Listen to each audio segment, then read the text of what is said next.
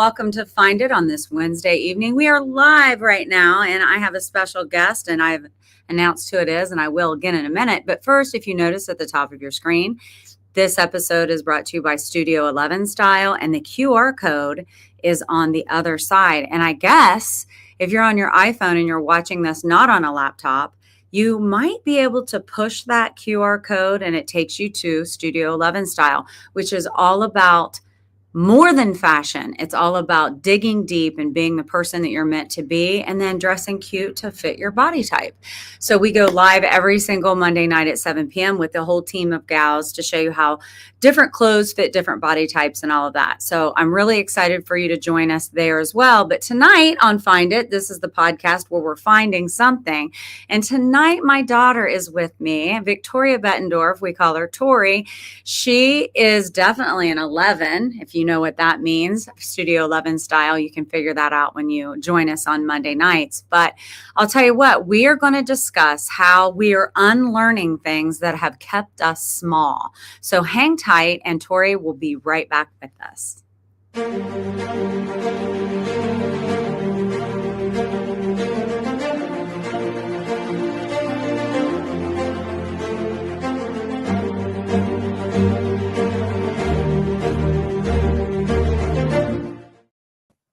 Well, welcome, my daughter. Hello. This is the only way I get to see her, people. Oh, hush. There we go. Here we go. Well, hello. We have some people coming in. I think some of Lynn's followers on her, I don't know, Lynn, I just saw someone peek in and say hello. And I think these are some of the people you have been getting to know through social media. What is that, Lynn? Explain to us. Well, I'm a content creator, so I'm globally known now. So I have friends in Bangladesh and all over the place. So they might be popping in, and that's one of my faithful followers. Yeah, so well, hello, thank you so Lukeman. much. Oh, Yes. that's awesome. Okay, well, good. Stay tuned and listen to some good conversation tonight. Thanks for joining us. And it's morning over there. And it's morning, so good morning. Good morning to you. Okay, great. All right, so Tori and I are going to dive in and talk about some things. But first, how was your day? Good. It was stressful. I'm a full-time attorney now, so I'm doing all the things and being stressed all the way out. So Well, wait a minute. Have you been on this podcast since you've been an attorney? no. Wow, okay. Yeah. So you guys can understand why I don't get to see her very much. She's kind of busy, but we're working on not being stressed and taking off. Hello, Joe. Did you know that Tori girl has the same name as you? Wow, we must be related. But you're working on learning how to let go of the day and then come home and be stress-free, right? Right, in a way. I mean, it's a stressful job, so it takes a minute to come down from that, but we're going to have fun tonight. We're going to have a good time. We're going to have a good time. And you know what? Something else, like it is a stressful industry and it's sort of like a man's world, right?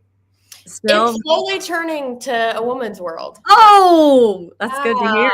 Mm-hmm. Yeah, so once the older generation retires, and that's putting it nicely, it'll be mostly women in the field. Or Wow, equal. or more equal. Yeah. More equal, yeah. Well, I think the world is shifting and changing, and there's more women who are having careers and things like that. So it makes total sense.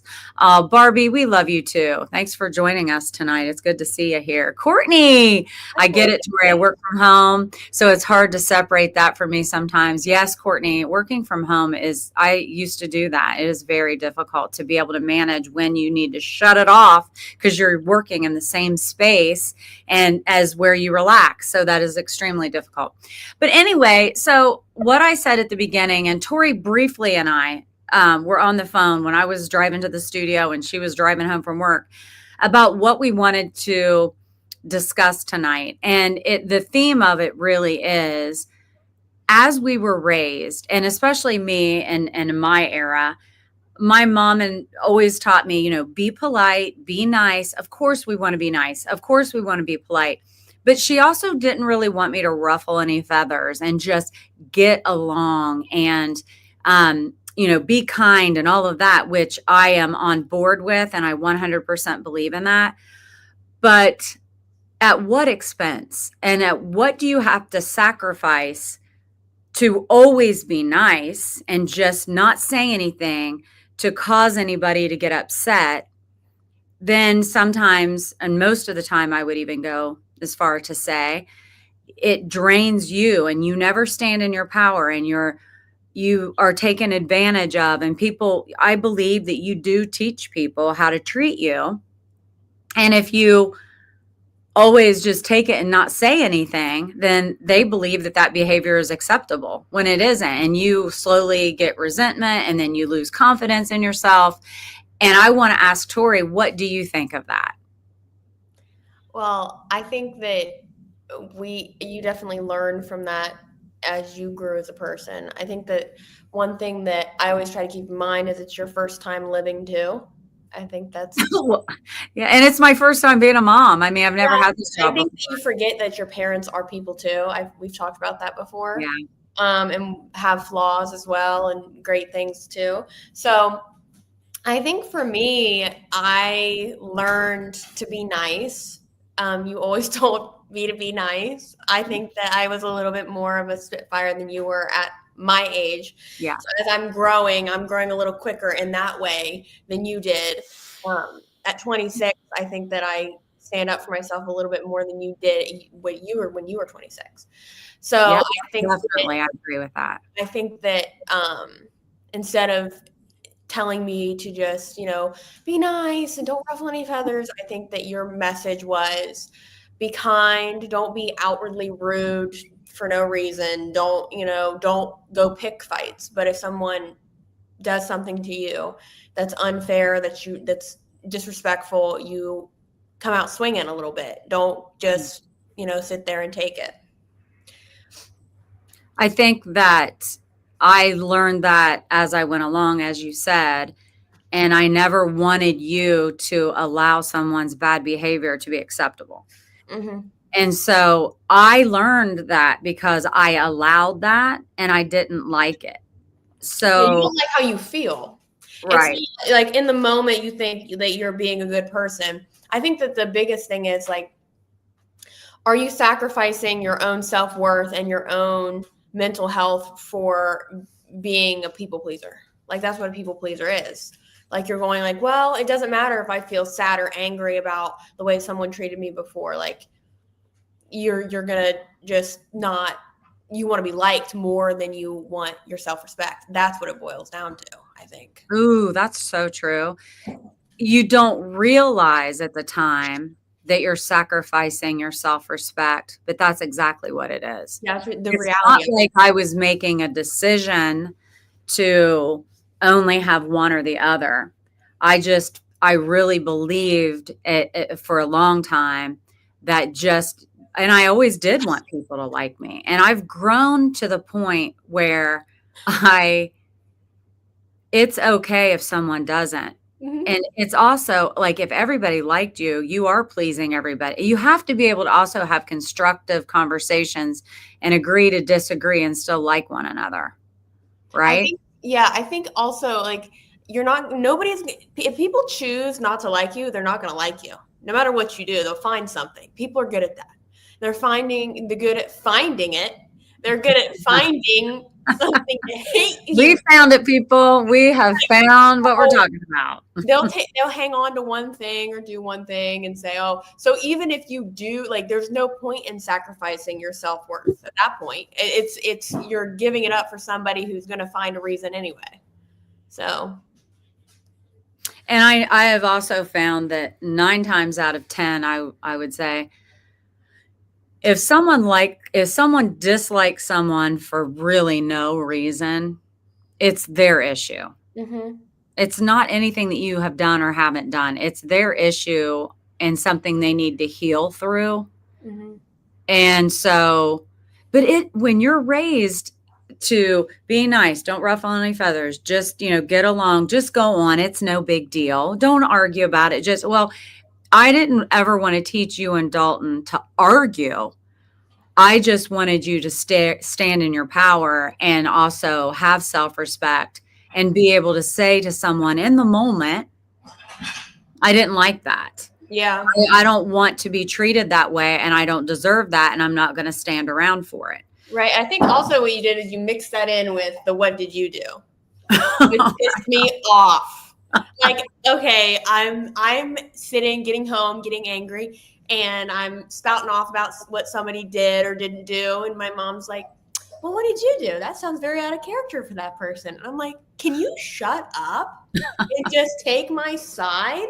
And then you're like, well, then very rarely have you ever like, you've stayed very objective, right? Neutral until until you know, like, and I think that what you did as like when Dalton and I were both growing up, you kept your opinions about other people quiet. Like you let us figure it out. If you thought we were going to go down a road that you didn't like, you kind of pushed us to be like, oh, maybe let's not do that. Or you wouldn't allow us to do something and keep it to yourself. I think a lot of parents, and we're getting into parenting, but a lot of parents, they will. After all, you do have a Doberman. So you got a little parenting skills going, right? A toddler, like a 3-year-old. Yeah. But yeah, you never like badmouthed anybody to get your point across. You were like, listen, I'm telling you this because this is how it is. And at the time I was upset about that, but I think you did a good job of towing that line of keeping your opinions to yourself, but also making sure we knew what the reality was. Well, I don't feel like I need to say anything negative about anybody.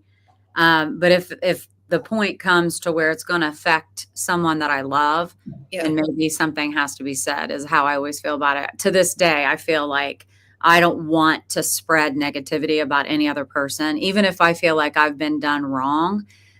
Because, you know, our experiences with different people are. Have you read that thing, Tori? And I sent it to Trudy and Sean, and I sent it to a bunch of people about who you are to every other person that you meet. You can be that terrible person. You can be the most amazing person. You can be, because everyone meets you in different places of your life. And sometimes what they get from you is maybe not that great. Mm-hmm. We all have sides, right? But this person may have an interaction with me where I do stand in my power and I say, I don't like that. And people don't like to hear if we have upset you. I'm so sorry. What's she doing? She put both paws on her bone and raking it across the Can heart. you maybe go get that from her so we're not listening to that? She's going to lay down. There she goes. Okay. It's better than her barking or barking out the window. I don't know. That was pretty loud. But anyway, I just feel like people don't love it when you tell them that you're upset about, you know, typically. I mean, people react defensively to that typically. But I really feel like if you stand in your power and speak your piece right then in the moment. Remember what Dalton said to us, and it makes so much sense. This is my other kid. He's only been on one time. Where he said, you know, if you respond in the moment to someone being negative to you, that is you. You know, what did he say? It was like he goes, if you defend yourself in the moment, that's you standing up for yourself. That's defending yourself and you know, doing that. That's a positive thing in a way, as long as you're not cussing somebody out. But then if you go back and you stew on it, that's resentment. Yeah, if you stew on it, and then you get yourself all worked up and you go, well, I'm going to do this now, like 2 days later. Dalton's like, that's spiteful. That isn't being productive and doing things in a natural way. So, yeah. But yeah, so I feel like your generation seems to be a little bit more, I think it's individual for sure. I'm not trying to like put you all in one. Let's see if it's true though. I'm interested. I'm not trying to stereotype you, but I think that because there are podcasts, right? There are there's social media. You get to follow people and see what they say about situations and friendships and in work social settings and corporate you get to see and listen to other people say, here's my scenario, I handled it. Whereas when I was growing up, there was no social media. I mean, we had like 4, 6, and 10, like NBC, CBS. I mean, there wasn't all of this that you could learn from. So social media and all the things can be negative, but it can be very positive too. Where I think there's a diminishing returns with it. So like there's so many people, there's so easy to get a podcast microphone. That's what people say. We need to make it harder for people to get microphones for podcasts, because let me tell you why. Okay. There are too many people out there putting their opinions out there that some of them are toxic. Some of them are not okay. Like, and then more people are like, yeah. It's like, it's adding fuel to the fire of anger. Yeah. Angry people find the angry people, and then they get more and more angry together. So that's not a positive thing. But back to the subject at hand is this. You're exposed to so much more than I was. Right. You have material readily at your fingertips to look up. How would this handle this? How would all of the things. So that it can be good and bad. I agree with you on that. However, I know that by the time you came along, I had learned some lessons in life and knew that it didn't feel good to me to allow bad behavior. And, I had to unlearn, right? I had to unlearn what I had been taught about always just keeping it low key, don't ruffle any feathers, don't throw the stone and get ripple effect, just get along. And I am so in love with the fact that I want to get along, and I love and I love my friends, and I love my family, and I love strangers. You know how I am, Tori. You always say, I feel people's energy, and I love that. But but if someone is outwardly not nice to you, you should. Laura says, yeah, that's true. And I saw Roxy piping in too. It's true. It's so much more difficult to stand up for yourself in the moment than what it seems like it would be. Yeah. There's so many scenarios where it's easier too, right? So let's be accountable for that. It's easier to walk away and stew about it later than to acknowledge and address it in the moment, I think. It can be uncomfortable. Can we talk about you making me uncomfortable in public? Can we talk about that? Okay, so you're getting better with it. Okay, go ahead, I guess. So mom feels, we just talked about how mom feels. Sometimes she'll see people and she'll be like, I feel like they're sad. And then she'll go up to them and be like, are you sad? Could you imagine? I don't say, are you sad? It's something going on. Are you, Are you okay? Are you okay? Could you imagine a random lady coming up to you at the grocery store or something after you were maybe you did have a bad day. You don't want anybody to talk to you. And this random lady comes up to you and goes, are you okay? And you burst into tears in the pasta section, and she's just like, I know, I felt it, and walks away. Yeah, Mom. Wow. I'm sure that's happened. A similar thing has happened to you, or you've done it to somebody. Well, that reminds me, you would have been running for the hills. The other day, I had to go put money in somebody's meter that was shopping. And I ran down there and I put money in the meter, and I turned around and there was a lady distraught. She was on her cell phone and she was like, and I was like, oh my God. I mean, it was awful. She was so upset. And I don't know why I'm laughing, because you're making me laugh. I was on the phone. I didn't want her to get in a car. She was getting ready to go she was upset. And I go, she didn't even see me. She was distraught. And I went over and I touched her arm, and she was like, and I go, yeah, don't.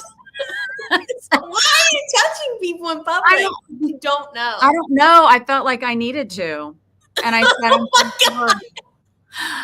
I'm so sorry. Everything's going to be okay. And then she just looked at me like I was nuts, and I went on. But you're right, Roxy. Sometimes people need to know that someone cares about them. See, Roxy could do that. Yeah. Okay. I think that I don't know. If I was distraught in public, I've been distraught in public before. And if someone touched my arm, I would be like calling the police. Tori, you would be. I'd be like, don't touch me. You random lady. We're so different in that way. Oh, so yeah, but so I say this sometimes because it makes me laugh. I think that in like your generation too, people are so used to not human contact. Well, that- whoa, Listen, whoa, whoa. no, I do. I feel like people my age, I feel like you can walk up and like say, "Hey, how are you?" or whatever, and they're like, "It's fine." But if you talk to someone your age on the street, this has happened to me before. Many Tell us. It's not discouraging me. Many times I've been walking down the street and I'm like, "Hey, how are you?" And they look at me like, "Do I know you?" Yeah. They don't even say anything back. Yeah. And I'm like, "Oh, that's sad." So, Yeah. I mean, it's okay to be nice. I'm not saying don't like if you see somebody, don't be like, "Oh, cute shoes" or whatever. I do that. Like if I see somebody, but like, that even used to embarrass you yeah, when I would do that. See, you're growing up. yeah, Well, what did you say though that one time? You're like, "It does feel good when someone tells me my outfit looks cute." yeah. And it does. So I always say, don't say something's cute if you don't really like it. But if you love something, you should tell them. Yeah. I mean, yeah. You should say. Yeah, So, but I always say like on the live streams for Studio 11 style, like not always, but I have mentioned it several times, like how you'll say, "Oh my gosh, mom, you scare people." you do. You come in really hot. I I mean, do have a lot of energy. I know. So, but also with babies, and I get really excited and I'm like, "Ah!" And then they're like, "Ah!" And then, so I'm working on that. And, I come in and just try to ignore them for a second and then slide in, like quiet, kind of talk silent. So that's been a positive thing. So I've not scared any babies lately, just on the street, just ladies on the street. But I mean, like even in work environment. Now here you are, and I know you're not going to talk about situations at work because that wouldn't be appropriate. But even when in work relationships, to be able to express yourself in the moment when something isn't right or it's coming off rude or disrespectful, that's difficult, right?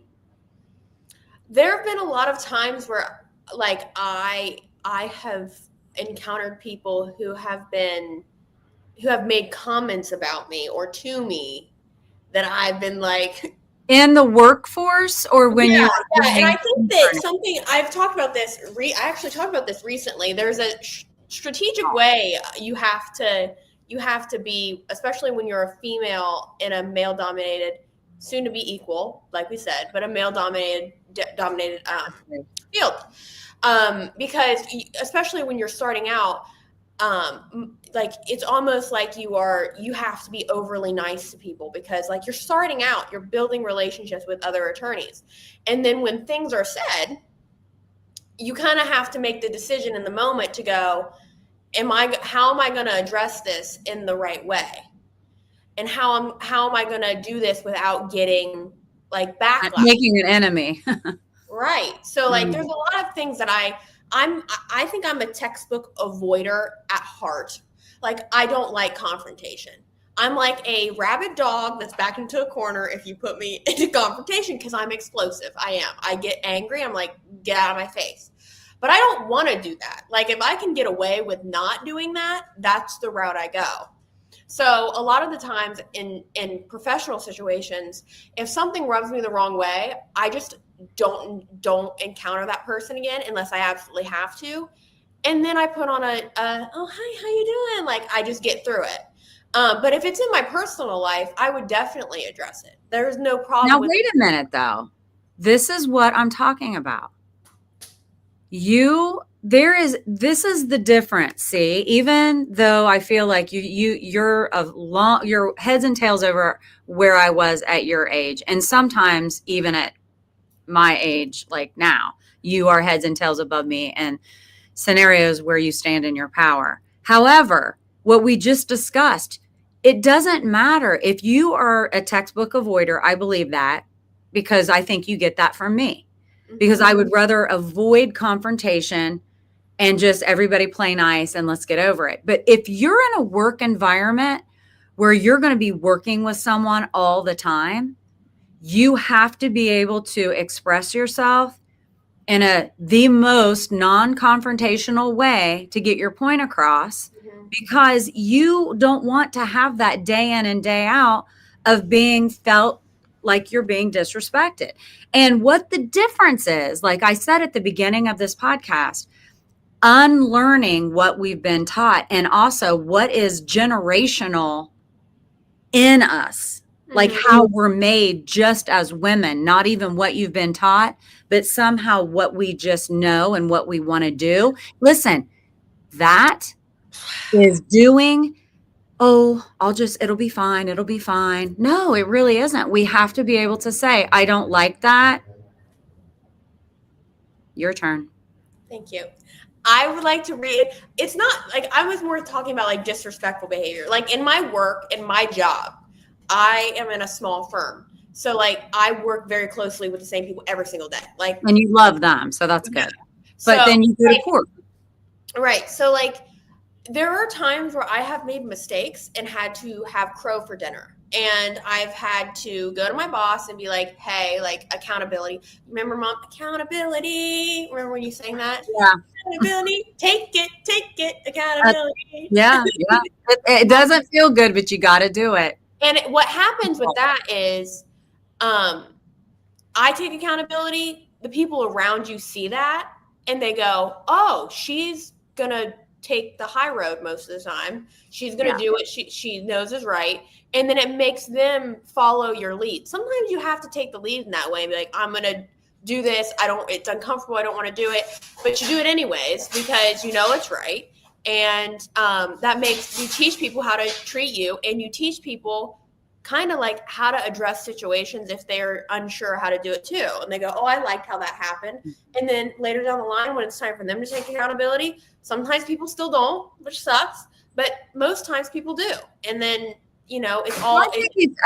Don't you also feel like, I do. I really do feel that most generally people are naturally good. They want to do good. It's just sometimes it's a difficult and uncomfortable thing to express but I feel like if you come towards someone with the information of maybe a disagreement or whatever, it's the delivery of the message that makes all the difference in the world. And then I think we suck at that. I think me and you specifically, and that I'm not going to drag Dalton into this or Dad, but I think it's more Dad too. Dalton's really good. Dalton is he's in the right industry. He is absolutely perfection for psychology. He is so good at bringing things to the table and being like, this is what I don't like. And not being emotional about it. You and I are like, oh my God.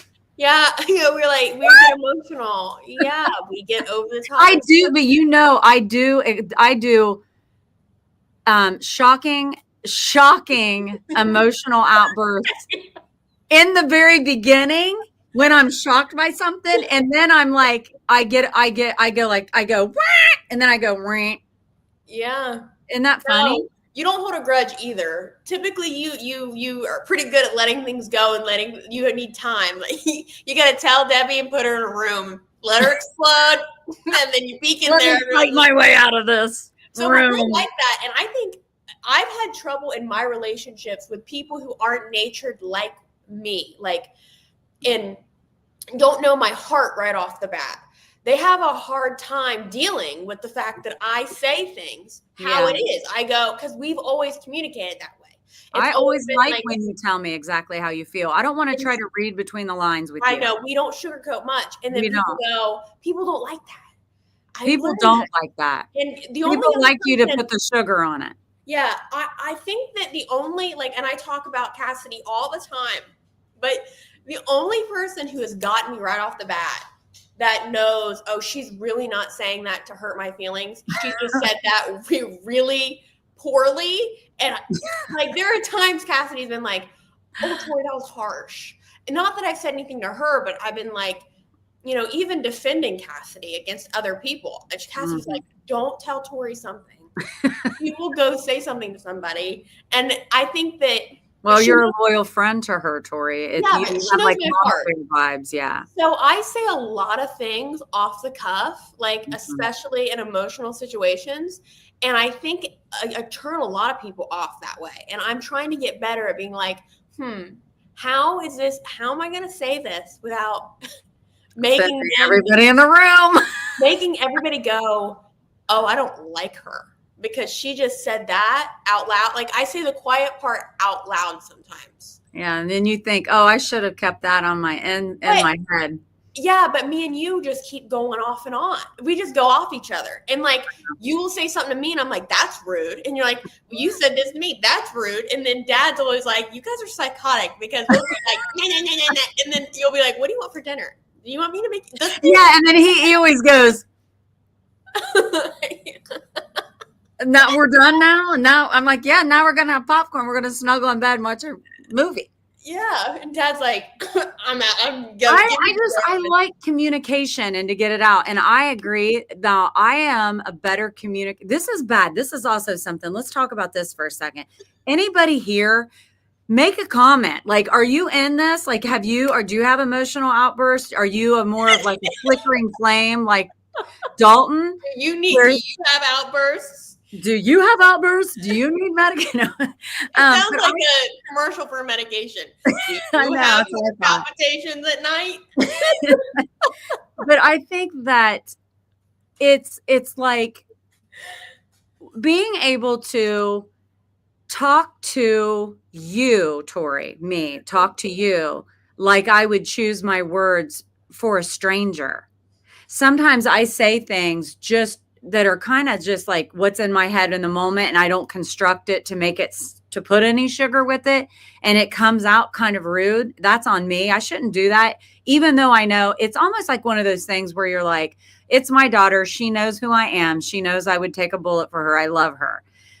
But yet it still doesn't feel good to hear harsh words, or right off the cuff how you feel. Uh-oh, Lynn's going to step in. I'm going to chime in to let you guys know because I have 3 daughters. So I don't know how you have hair. Lucky you have one, but it's a mother-daughter thing for one. And for two, your generation, Victoria, it is a good thing. And that's how it is that you do speak your, and I appreciate my daughters are more, they speak out more than I ever did. But yet, like me, Debbie, I say how it is too, and sometimes it doesn't come out right, because I'm from. But I like that. I like to know where I stand with someone. Right, but like you said, it's one of those things that my daughter keeps me in check, saying, "Mom, that's stupid," or this or that, and people go, "You're talking to your mom a certain way," but I like it because I know where they're thinking and how they are, and like my daughter's getting married in June, and she's keeping the wedding so small, and she's like, "Mom, you're not allowed to invite anybody." I'm like, okay. And you're not allowed to know things. Okay. She's having a very different whatever, but she's keeping me in check. But that's and that's your relationship with her, right? And I don't judge that. And I like with Tori and I, and the way that we will speak to one another, we could do better about how the delivery of the message, but yet I still want the truth to be revealed to one another. I don't ever want the lines to be crossed or us not understand where one another is coming from. And sometimes when you put too much sugar on something, the message is not the same. It's watered down. But you see, the thing is, and what's really great here is that you both love each other and you respect each other, have the conversations. Just like I had aired something and I was speaking to my youngest daughter who's trying to go for Spartan Project 300. And yeah, it's really exciting. It is. I think they had 80,000 people go for it. They're under 5,000 and she's still in the contention. But anyhow, before that, and I said some stuff, generalization, and I'm globally known now. And she's like, "Mom, you putting my sister's stuff out there." I said, "Listen, nobody knows your sisters." And my youngest daughter told me, "You're not going to have grandchildren from me." So she set me straight on that. But all I'm trying to say is that sometimes kids forget, as a parent, And as anyone else being in social media, when you're speaking from your viewpoint, Mm-hmm. and like Victoria speaks, well, this is how I feel when my mother makes me feel this way, or this is how I see my mom being weird to going up to people or whatever. That's her perspective. So she should say it from her viewpoint. Sure. That's not talking about her mother or Oh, whatever. she would fight someone for her mother. Right. I mean, she is fiercely loyal to me, and I know that without a doubt. But that doesn't take away the fact that she and I don't always see eye to eye on things. And Yeah. I like that. I like the debate that she and I can get into, and it's fine. And I've learned a lot from my kids. Yeah, I think that to that point, like I like fiercely loyal is a good for both of us, Mom. I think we're both that way. I mean, I'm your kid, so I think that it's funny because like you had Dalton and I, so of course like you're a total mama bear about things. But I'll tell you, there are times where I hear things that happen to my mom and in my mom's life, and you're lucky that my mother has a muzzle on me. I go, no way. And Mom goes, Tori, be nice. Don't say things. It's fine. I can handle it. I'm like, I'm coming in. That's so like, mom. For me, like I can talk to my mom and be like, and then the second I hear somebody else do it, Right. it's over. Right. And Debbie, don't you find that it's great that when your daughter question or ask you about a situation, that you're grateful that she asked you while you're Mhm. still living about Mhm. things that you can explain, like you did earlier, to say, well, this is why I handled it back then. Mm-hmm. And it is just nice that our adult children can talk to us because Mhm. they didn't understand why we did Right. this, and they to them it's cut and dry. Well, they should have just did this or done that, but they didn't understand why we were in a different time. And like Sure. you said, kids were to be seen, not heard in our generation. Mm-hmm. You know, And my kids are definitely heard. I love it. And I love the fact that I was going to say earlier that it's funny. Tori is like her and Dalton. Tori's an Aries, Dalton's a Sagittarius. Tori's Aries, fire. Dalton's a Sagittarius, fire. Tori's like a bomb went off, and Dalton's like a flickering of a candle, like the flame of a candle. And he's able to, with subdued emotion, get his point across. And Tori and I both are extremely emotional, like the nerve endings are lying on the top of the epidermis. It's like, that's how it is. But you know what I'm going to do right now? You guys, while you're on here, I gotta set this up for you so you know what happened. Okay, so I was on, by the way, this weekend, if you guys are local, we have Big Brothers Big Sisters Dance for Kids Sake. Dance for Kids Sake is a huge fundraiser. So Dan Ramey of Litter Media, awesome podcast. If you're not following him, Litter Media, check it out. So Aaron Alsop, who's the CEO, and I went on the Dan Ramey show yesterday morning, and I have some clips to show you. So I didn't know, since I've been there, he has a couple more cameras. And half the time I'm like this. Like, I was about to enter this podcast and do this. I was going to talk like this the entire time. Oh my gosh. So I didn't know, okay, until later that night after the podcast was over. I'm like, oh, David, I said, watch the podcast. Aaron and I were with Dan Ramey today.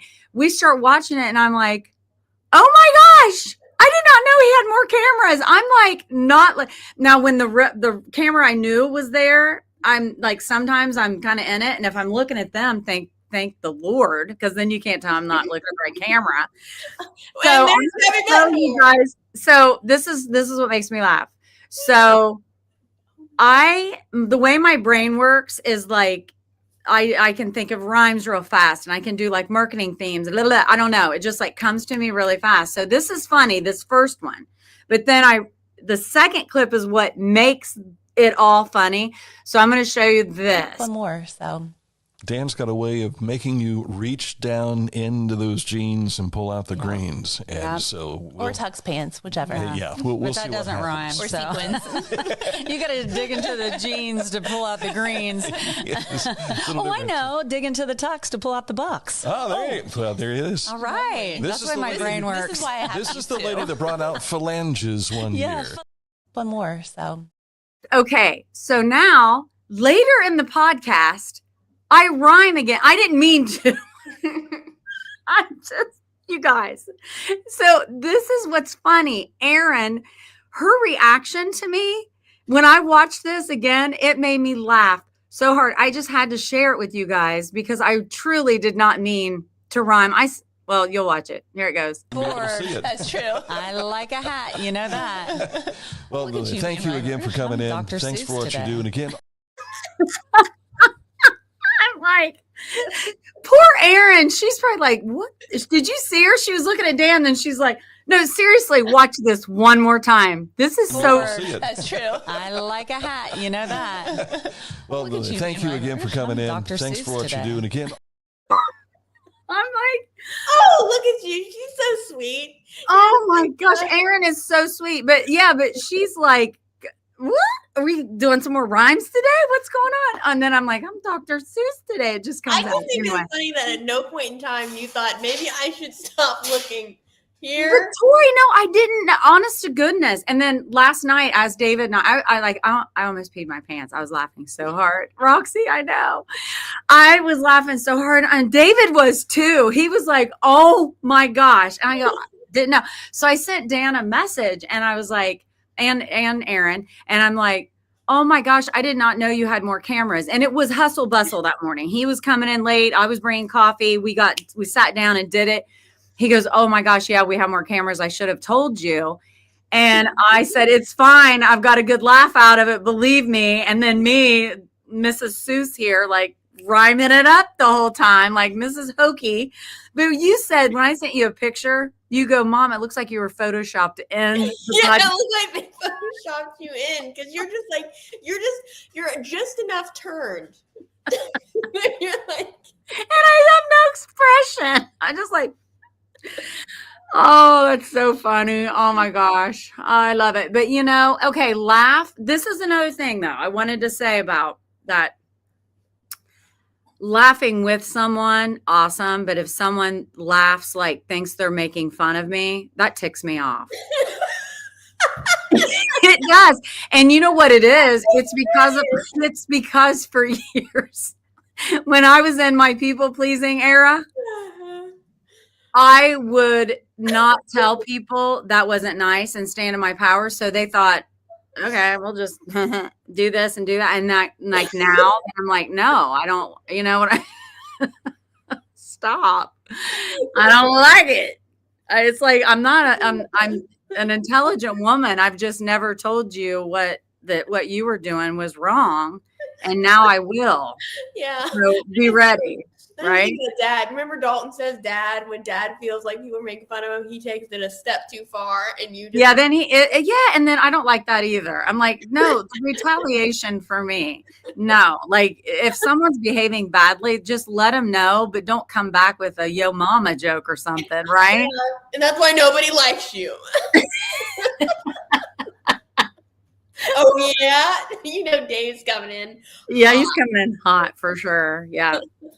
So the more sass you have was also us encouraging you to stand in your power and a little bit of in the gene pool Yep. from your father. Yeah. Yeah. All right. Well, I think I need to keep this little sassafras, sassy daughter of mine. She has a lot to do this evening in preparation for a new client tomorrow. She's on her own with that. I'm so proud for you because of all the work you've done. Yep. Yes. And really, really happy that you're in the industry that you love. And I'm so happy that the firm you're with treat you so well and you're learning and growing as a person and in your career. It's awesome.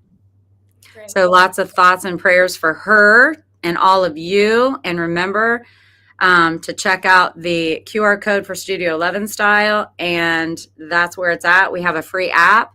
Grab it. See us on Monday nights at 7 p.m. when the girls come and we show how clothes fit different body types. I do tips and tricks and things things I use that I don't actually sell, but I really like. So I share things. We have a fun thing coming up this Monday that we're going to share with you guys on the live stream. And thank you, Lynn, for all of your global visitors that we've had pop in and out today. And with that, said the cat with the big fat hat. Okay. Dr. Seuss is back. Have a great evening. And don't forget, find it within you first. Love who you are. Believe me, you're the only one like you. Here, I'm going to be Barney in a minute. Remember that, Tori used to sing that to you? No. You are special, though you really are. You're the only one like you. There isn't another in the whole wide world who can do the things you do because you are special, special. I don't remember this. Well, okay. Barney Dalton remembers it. He loved it. You never were a big fan of Barney. Dalton loved Barney, and I'm sure he'll be really happy I announced that. So with that, y'all, have a great night and talk to you next week, hopefully. Have a good one. Bye. That floats around me, keeping me safe.